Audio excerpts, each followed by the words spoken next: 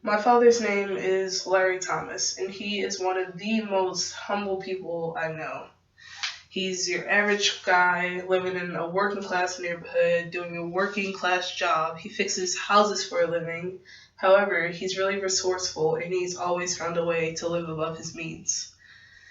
He was raised in West Philadelphia to his two parents and eight brothers and sisters. They lived in a three-bedroom row home with nine people.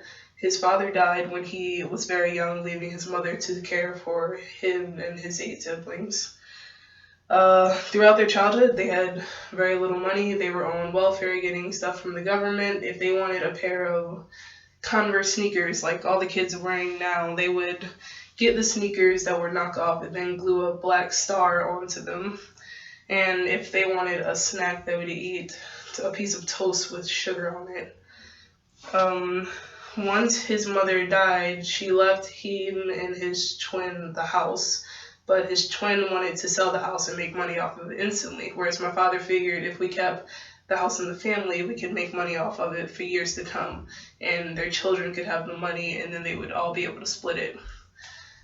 He met my mother in the 90s, and then they would have my sister and I. He worked for the Philadelphia Water Department, and throughout our childhood, he sent us to private school. So on his low salary for a city employee, he managed to send my sister and I, and then his other two children from a previous relationship, to private school because he wanted us to have a good education. When the recession hit, he was laid off while I was in high school, but he still managed to come up with the money through fixing the houses and owning properties to get us through school. He firmly believed in doing the little things in life. Like if he was going to Home Depot to buy equipment for his houses, he would take all the neighborhood kids and we'd all pile into a truck and go down there, and we would go play hide and seek inside of the store while he shopped.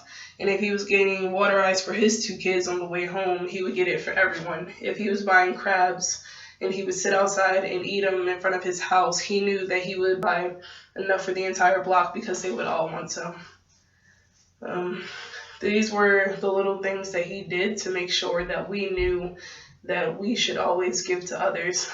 When I was in high school, we would pass by a newspaper guy every morning, and he would buy the paper from this man. The paper cost 60 cents, but he would always give the paper guy a full dollar. And one day, I did the math, like how much money he would get back if he instead only gave the paper guy that 60 cents, and he would save that 40 cents every day. And it was actually a lot of money, but his explanation was this guy's making an honest living, so they need that money more than he did, so he wanted to give it to them.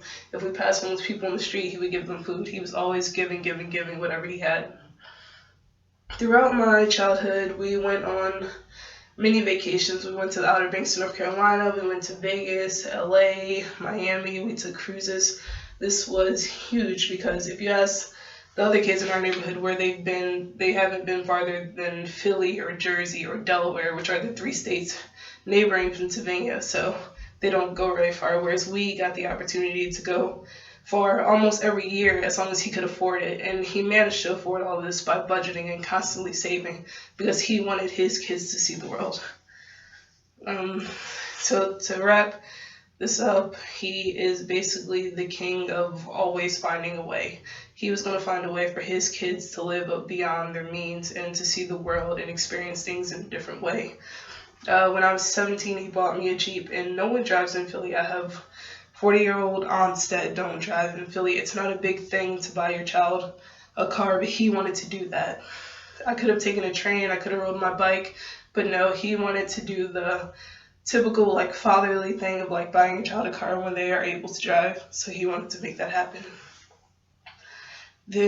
And now he is continuing his message of basically doing right by others, serving the community, and living for yourself and first and foremost by getting to travel because he joined the Masons and now he's going every which way and seeing the rest of the U.S. and seeing the rest of the world and really trying to expand his horizons even though he's getting older.